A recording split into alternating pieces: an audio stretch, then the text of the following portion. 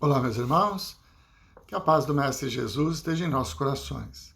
Vamos continuar o estudo do livro dos Médiuns, a partir do capítulo 6, item 113, manifestações visuais. Vamos lá?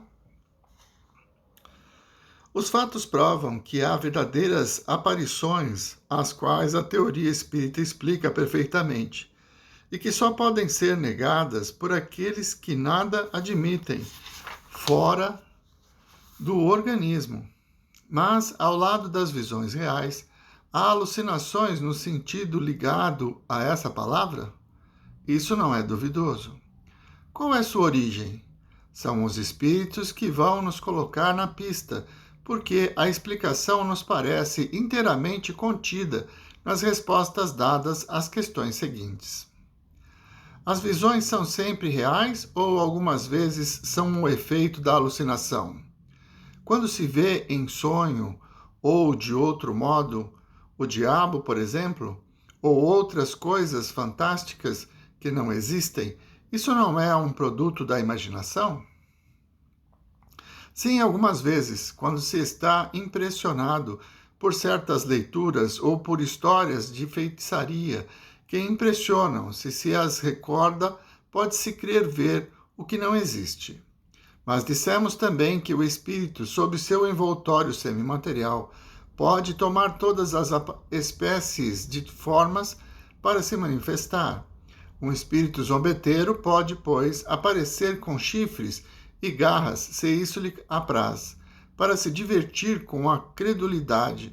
Como um bom espírito pode se mostrar com asas e uma figura radiosa. Então, o que a gente entende? Existe alucinação? Existe. Superexcitação da imaginação? Sim. A gente assistiu um filme de terror e aí, durante a noite, acaba sonhando com coisas semelhantes, porque a nossa mente está voltada para isso. Mas também pode acontecer do espírito, pela sua vontade, pelo seu pensamento, tomar uma forma que nos assuste, para que possa nos impressionar. Isso também é viável, de acordo com a evolução e o conhecimento do espírito. Nós sabemos que o perispírito ele vai irradiar os sentimentos e a condição que o espírito se encontra. Então, um espírito cheio de ódio, de rancor, de mágoa, de desejo de vingança, ele acaba tomando uma forma meio que diabólica mesmo, né? Ele vai ficando com uma aparência muito feia, para também, às vezes, sem ter consciência disso, impor a sua vontade pelo medo. Então, existem as duas coisas.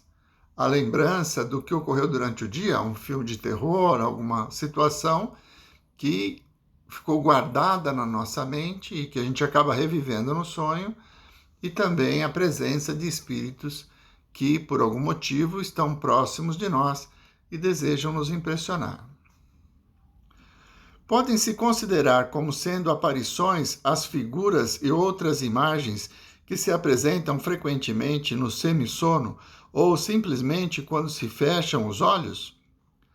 Desde que os sentidos se entorpecem, o espírito se desliga e pode ver ao longe ou perto aquilo que não podia ver com os olhos. A miúdo, essas imaginações são visões, mas podem ser também um efeito da impressão que a visão de certos objetos deixou no cérebro que lhe conservou os traços como conserva os sons. O espírito liberto vê então em seu próprio cérebro as impressões que nele se fixaram, como sobre uma chapa de daquerreotipia. Sua variedade e sua mistura formam os conjuntos bizarros e fugidios que se apagam quase que imediatamente, malgrado os esforços que se façam para retê-los. A uma causa semelhante é preciso atribuir certas aparições fantásticas que nada têm de real e que frequentemente se produzem no estado de enfermidade. Consta que a memória é o resultado das impressões conservadas pelo cérebro. Por qual singular fenômeno essas impressões, tão variadas, tão múltiplas, não se confundem? Aí está um mistério impenetrável, mas que não é mais estranho do que o das ondas sonoras que se cruzam no ar e não ficam menos distintas. Em um cérebro sadio e bem organizado, essas impressões são nítidas e precisas. Em um estado menos favorável, se apagam e se confundem. Daí a perda da memória ou a confusão das ideias. Isso parece ainda menos extraordinário se se admite, como em frenologia, uma distinção especial a cada parte e mesmo a cada fibra do cérebro. Então, a pergunta, né? Podem-se considerar como sendo aparições as figuras e outras imagens que se apresentam frequentemente no semissono? Semissono, então, é aquele momento em que nós estamos, o corpo está entrando na letargia do sono, que ele precisa descansar, então o batimento cardíaco diminui, todo o sistema imunológico ele começa a trabalhar para a recuperação do corpo, libertando o espírito. Então, esse seria uma transição, semissono. O espírito, então, tem uma percepção maior do mundo espiritual, porque ele está se desdobrando, ele está saindo do corpo para realmente conviver no mundo espiritual. Então, por isso, algumas percepções. É isso que ele explica aqui. Agora, nem tudo que se vê nesse semissono, ou quando a gente está dormindo, ele é uma experiência extracorpo, quer dizer, o espírito desdobrado vive muitas experiências. Mas em determinados momentos da nossa noite de sono, nós estamos de volta no corpo e estamos vivendo aquilo que nós demos importância durante o nosso dia. Então, isso também se reflete na nossa mente, né? Então, nem sempre é uma visão, nem sempre é uma aparição, mas também é caso haja o desdobramento e aí o encontro. Nós temos no livro Missionários da Luz a reencarnação de Segismundo, ela é planejada no plano espiritual com os pais. Então, o Segismundo era um obsessor dos pais, aí em desdobramento eles são levados para um ambiente onde o mentor do André Luiz está presente para harmonizar aqueles três espíritos. E eles acabam concordando em receber o Segismundo como filho. Mas a primeira impressão que se tem é que o Segismundo é uma pessoa, um perseguidor. E eles têm medo do Segismundo. Então, isso também acontece. Quer dizer, há muitas coisas no plano espiritual que nós ainda não conseguimos definir plenamente as experiências que nós vivemos, se são frutos somente da nossa imaginação ou encontros que realizamos com os espíritos.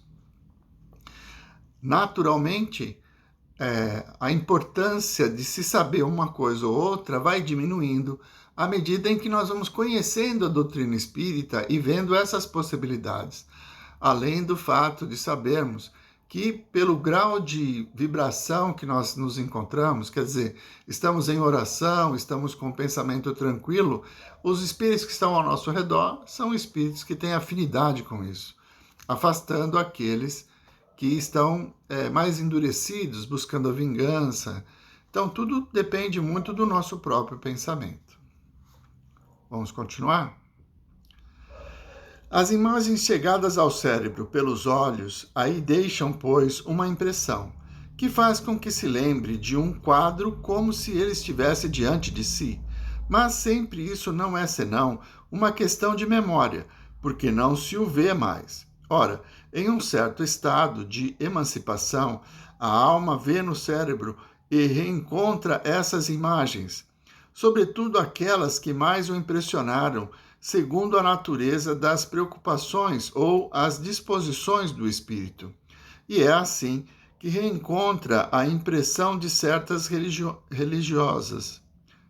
a impressão de cenas religiosas, diabólicas, dramáticas, mundanas, de figuras de animais bizarros que viu em uma ou outra época em pintura ou mesmo em narrações, porque as narrações também deixam impressões. Assim a alma vê realmente, mas vê apenas uma imagem daguerreotipada do cérebro. No estado normal, essas imagens são fugidias e efêmeras, porque todas as partes cerebrais funcionam livremente. Mas no estado de enfermidade, o cérebro está sempre mais ou menos enfraquecido. Não existe equilíbrio entre todos os órgãos. Alguns somente conservam sua atividade, enquanto que outros estão, de alguma sorte, paralisados. Daí a permanência de certas imagens que não são mais apagadas, como no estado normal, pelas preocupações da vida exterior. Aí está a verdadeira alucinação e a causa primeira das ideias fixas. Então a gente vê que tem situações em que nós vivenciamos experiências como assistir um filme de terror, que isso fica impregnado na nossa memória. E no desdobramento, acabamos convivendo com isso. Então, ele explica que, como espíritos, nós temos acesso a essas lembranças. É o espírito que se lembra. E pode, por estar impressionado, criar situações, ambientes relacionados àquele filme que nós acabamos de assistir. Então, imaginação. Continuando. Como se vê, nos inteiramos dessa anomalia por uma lei fisiológica bem conhecida, a das impressões cerebrais, mas sempre nos foi necessário fazer a alma intervir. Ora, se os materialistas não podem ainda dar uma solução satisfatória desse fenômeno, é porque não querem admitir a alma. Também dirão que nossa explicação é má, porque colocamos como princípio o que é contestado. Contestado por quem? Por eles. Mas admitindo pela imensa maioria depois que há homens sobre a terra e a negação de alguns não pode fazer lei. Nossa explicação é boa, nós a damos pelo que pode valer a falta de outra, e querendo-se, a título de simples hipótese, à espera de melhor. Tal como é, dá a razão de todos os casos de visão? Certamente que não, e desafiamos todos os fisiologistas de dar-lhe uma só, sob seu ponto de vista exclusivo, que resolva todos os casos, porque quando pronunciaram suas palavras sacramentais de superexcitação e de exaltação, nada disseram, portanto, se todas as teorias da alucinação são insuficientes para explicarem todos os fatos, é que há outra coisa além da alucinação propriamente dita. Nossa teoria seria falsa se a aplicássemos a todos os casos de visão, porque alguns viriam contradizê-la. Pode ser justa se a restringirmos a certos efeitos. Então, a explicação dada é que o espírito pode e vai guardar as experiências vividas durante o dia. E isso reflete no desdobramento. Conforme os interesses do espírito, ele pode não dar nenhuma importância para o que ele vive na vigília. E durante o desdobramento do sono, está realizando tarefas, participando de palestras, realizando trabalhos. No Livro dos Espíritos foi dito que muitas vezes, ao desencarnar, o espírito encontra prontos projetos que ele veio desenvolvendo nos dias em que estava em desdobramento. Quando a pessoa é mais presa às coisas da terra e menos às coisas espirituais, tudo que acontece na vigília, quer dizer, enquanto nós estamos acordados, impressiona mais o cérebro e por isso acaba também se refletindo aí no caso como imaginação. Muito bem, a fisiologia não consegue explicar nada disso porque ele não considera o espírito. Então, no cérebro, nas partes do cérebro, ele vai encontrar instrumentos que o espírito se utiliza para realizar suas tarefas, mas não vai ter totais esclarecimentos, porque o cérebro é um instrumento. E o espírito é que tem desejos, vontades, história, pensamentos. Quantas vezes nós sonhamos com algo que aconteceu conosco em vidas passadas, para que tenhamos um alerta sobre as nossas atitudes nessa vida? E se a nossa história estivesse toda contida no nosso cérebro, como é que nós íamos lembrar disso, de uma vida passada?